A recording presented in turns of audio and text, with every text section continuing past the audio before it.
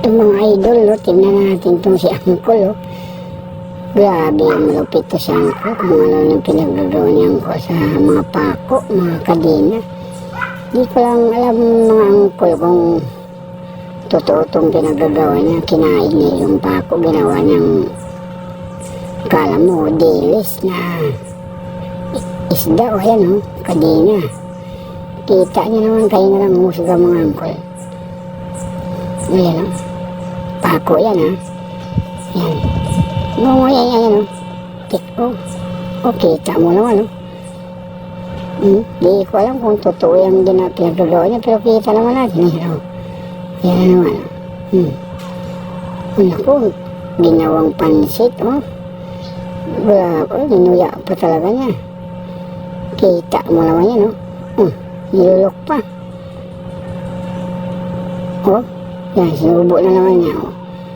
Ginawa niyang pansit, oh. Yan mo, oh.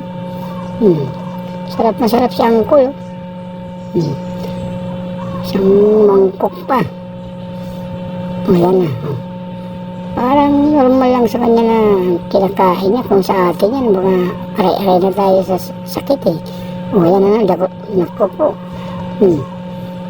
Ayan, ito, alam mo, sinubo naman siya, eh. Mayroon namang nalaglag, pero mayroong tumaasok sa bunganga talaga ng mga Uncle. Tawa-tawa pa si Uncle, oh. Subo na naman. Sarap. Ayan, kita. Grabe si Uncle, oh. Ikalawang pa yung mga pako na kinain niya. Ngayon, parang akala mo, ipaputol na sa loob ng bunga. Huwag mong subukan. Wala na, oh. Masisira ang buhay mo. Yan, kanina na naman. Yan, kanina, oh.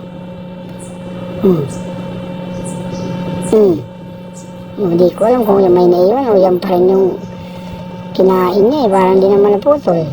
Kaya nilang humusga mga Uncle. Yan. Huli. Hindi naman naputol. Parang binalik lang niya.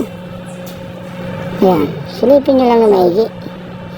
Kung tama ba yung nakikita ko na parang niloko lang tayo natin ang Uncle, oh. Yan, oh. Ewan ko kung saan lugar to si Uncle na katira.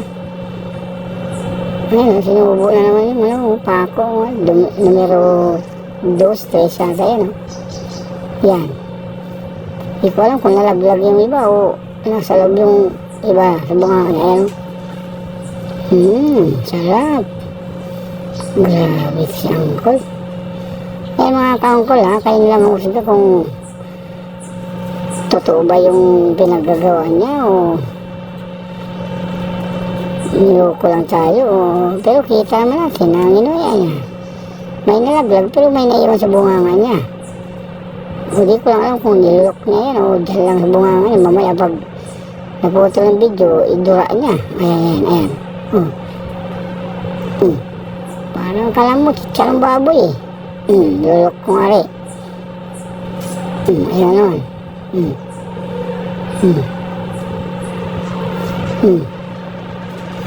Baka nandun na sa bunganga niya, eh. Ayan, oh.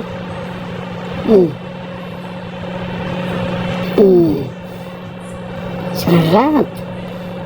Grabe talaga mga Uncle. Di mo alam kung bakit niya ginawa yan o trip niya ba yan o ano ba yung pumasok sa isip niya.